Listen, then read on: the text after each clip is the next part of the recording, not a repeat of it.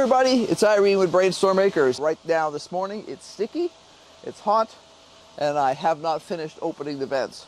That nasty noise in the background is the northern fan, and hopefully wearing a microphone will help negate that to the point where my words are somewhat useful.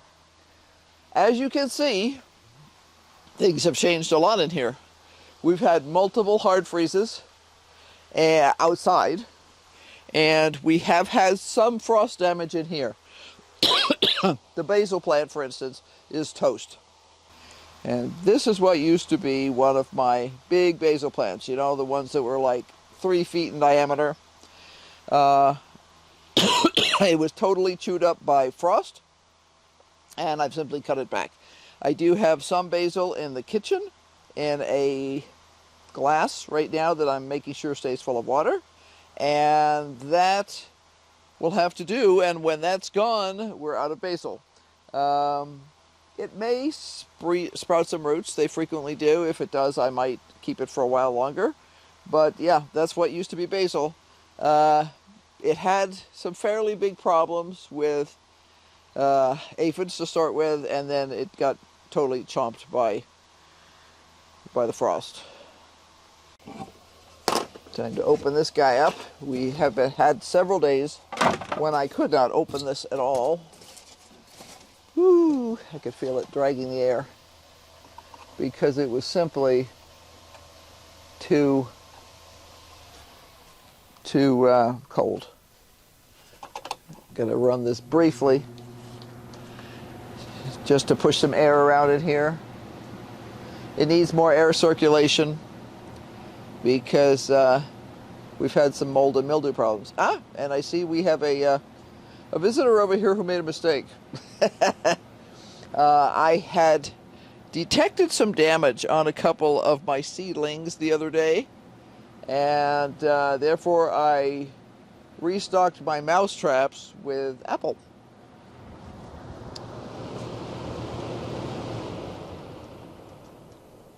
And I see that one of those mouse traps has done its job. So I had the traps out for a while and nothing has been caught, but last night that all changed. So I need to get rid of this guy. He's the one who lost his tail. I want to say a week? Yeah, a week and a half ago, there was a mouse tail caught in a rat trap. I hate that sort of thing.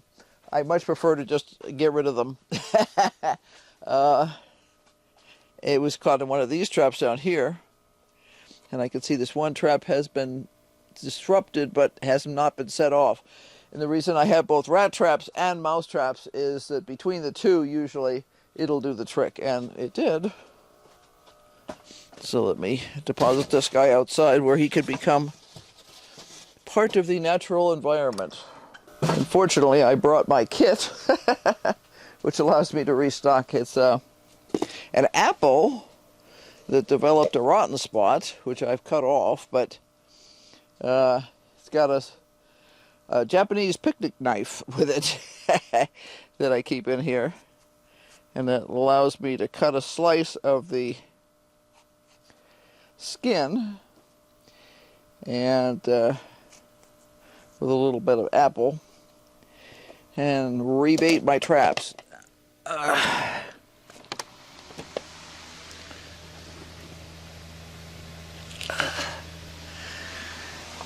This one here just needs a new piece of apple. The apple had been pulled out of it, and I'll just give it a fresh one. I'm not having much trouble in here with rodents, but I tend to keep this trap set at all times anyway. That way, if one gets in and decides to meander around, hopefully it will find the traps and be enticed by the smell of fresh apple before it's enticed by the smell of fresh cabbage. I know from experience that there are rodents that definitively prefer cabbage over all the other flavors, which is kind of problematic because you know, I don't always have like a cabbage leaf I can use as trap bait. I prefer to just keep them out, but if they get in, they need to go. So, as you can see, I've stripped back the tomatoes considerably. And I'm about ready to just plain remove some of these plants. The patty pan squash has definitely been bitten by frost, but it is still doing okay. The growing end of it, as you can see, is still doing its thing. So I've been leaving the frost-bitten leaves in place to help add protection to the remaining sections over here. The frost seems to be worst at this end of the greenhouse, and you can see that I don't know whether, well, what, there's 6 feet difference, but of course 6 feet is all it takes a lot of times with frost. This is a yellow zucchini, and it gave us one decent size, like 5 or 6 inch fruit, and then one smaller size fruit. I'm only seeing male flowers on here right now, which of course is lovely to look at and does you absolutely no good, because male flowers don't produce fruits. I'm leaving it for now. I cut off a bunch of the dead stuff yesterday, just mostly so I could look underneath and see what was there. And I don't think it's going to do much more. Now, we are supposed to be going into a warm phase again, where we're getting only down into the low 30s at night instead of in the low 20s. So it's possible we may get some more off of this guy, because you can see he's got female flowers and male flowers, and the pollination rate on this has been very good. We have some, and I don't know what they are. They're little bees sort of things. I don't know if they're technically a fly or a bee. I see them flying around once in a while. They're not aggressive. I don't view them as any kind of a bad thing in terms of the greenhouse, but my guess is they're doing the pollination, if it's not something that can pollinate itself, like a tomato or something. Yeah. I have been cutting back this cucumber. You can see there's just a little bit left here, but not much.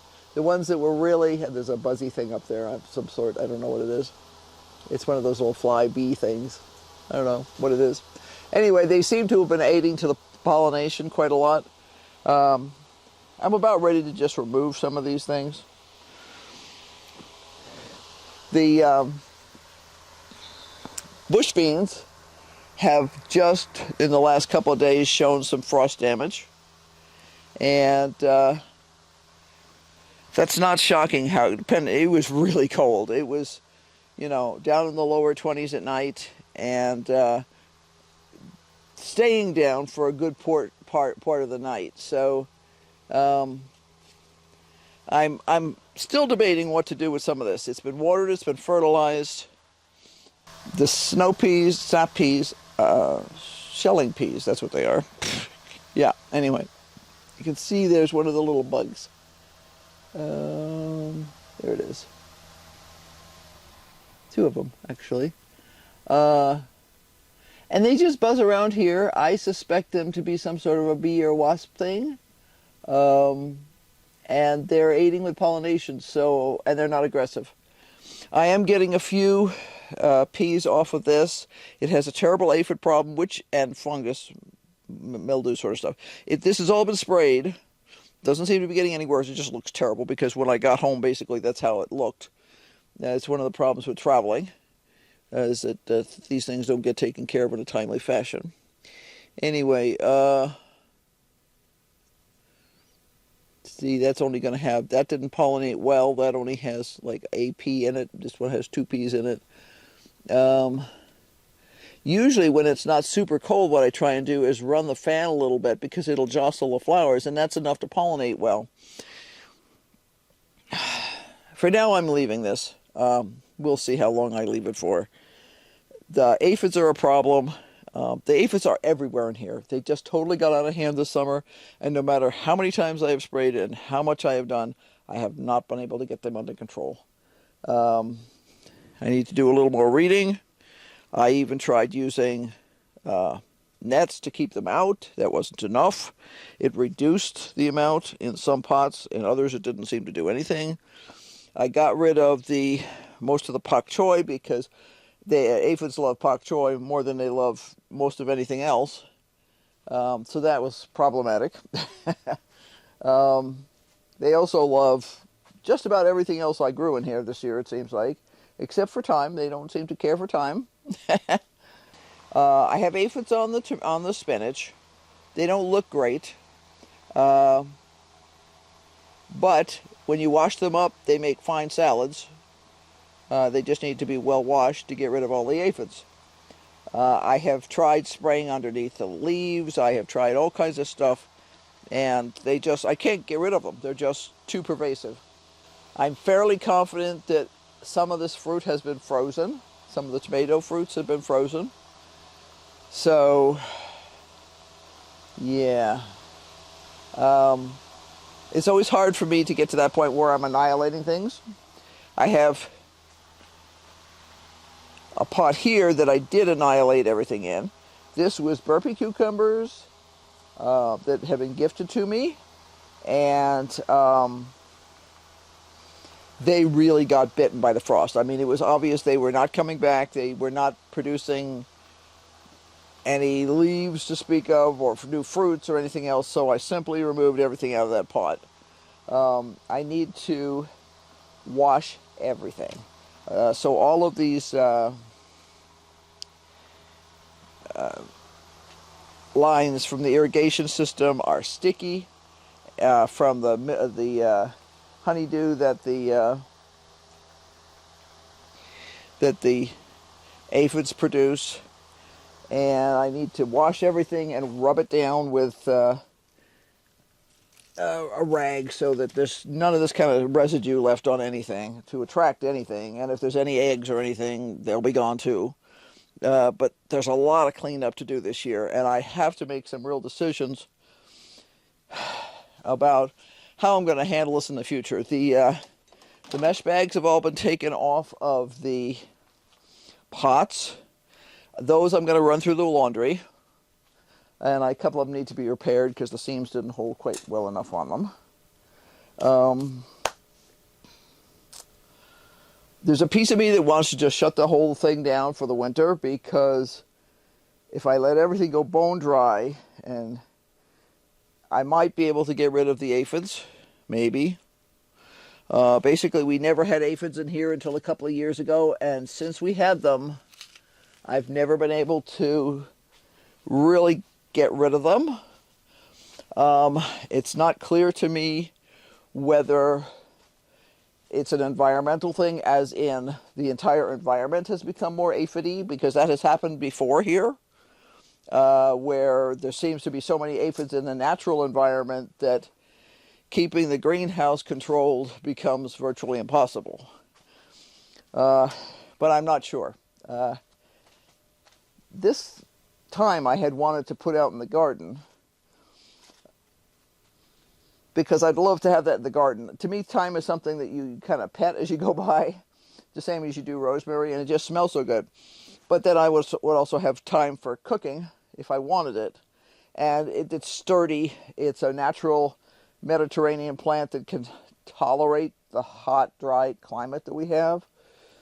I used to have a beautiful thyme plant in the yard. We had to transplant it because we were rebuilding a flower bed, and the transplant really did not work. And I managed to have a couple of small pieces of it that lived for another year, but then they all died too, and it was just one thing after another. So I have this big, healthy thyme plant,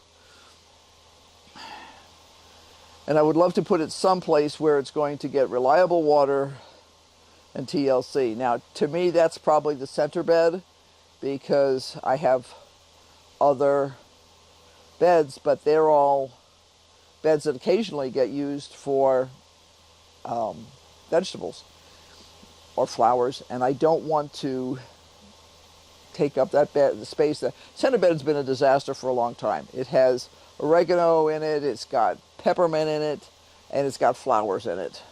I used to grow some garlic in it. Sometimes the garlic comes up. I used to have I have some daffodils in there. Most of those are still alive, although I lost a lot of them initially. The ones that have survived seem to be doing okay. I also had some crocus in there.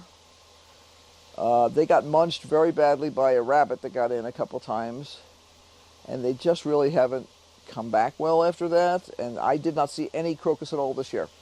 I was hoping they would come back again this year because we were able to keep the rabbits out completely last year, and yeah. But we've also had problems in other beds with Jerusalem crickets? No.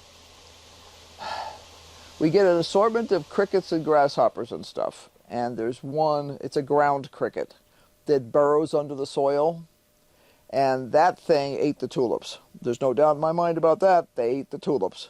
I had ignored it because I try and ignore things as much as I can, and the tulips that were in that side of the bed are gone, and the cricket was fine. So yeah, they ate them.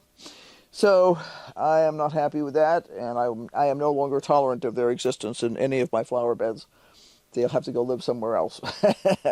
But I still want to get this guy out. I just need to be sure I'm not going to be killing him off the way the other ones have gotten killed off. I need to rebuild at least 2 of the flower beds this winter, spring.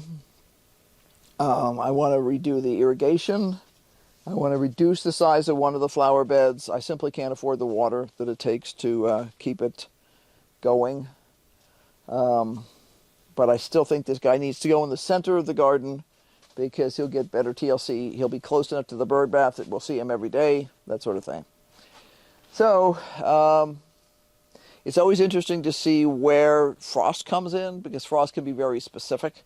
So, for instance, this lettuce has had, the occasional leaf that's got some stuff on it, but it's basically done really well. And I'm still able to pick, even though the plants have sort of started to go to seed, I can still, off the one plant at least, take individual lettuce leaves to use for BLTs and stuff. I'm thinking, even though this isn't dead, that I'm going to get rid of the stuff in this pot.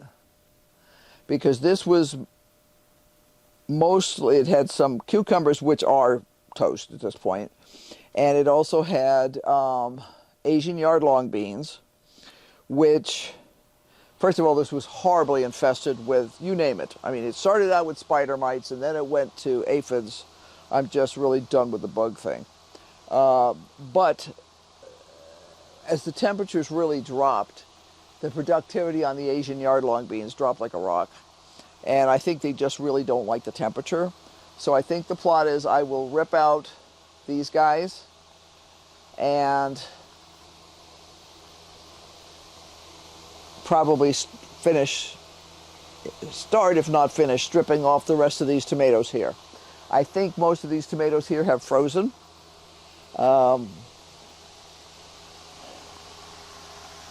The ones over here, I get an occasional one that seems like it's frozen, but in general, these are ripening. I have 2 buckets of tomatoes in the kitchen right now that need to be processed. What I'm doing is I'm cutting them up, removing any bad spots, checking for smells, and they'll go in the freezer, and at some point they will be processed into sauce. I did that the other day, and I've got a half-a-gallon container full of chopped up tomatoes ready. It's sitting in the freezer. So I guess what I'll do is I'll start with this and clear it out. These hanging threads need to be disinfected. So what I need to do is when I'm done with all the other stuff, they'll need to come down and they need to be dumped in Clorox water to get rid of any fungus and also to kill any eggs and things like that. But yeah, time to get going on this stuff. I'm just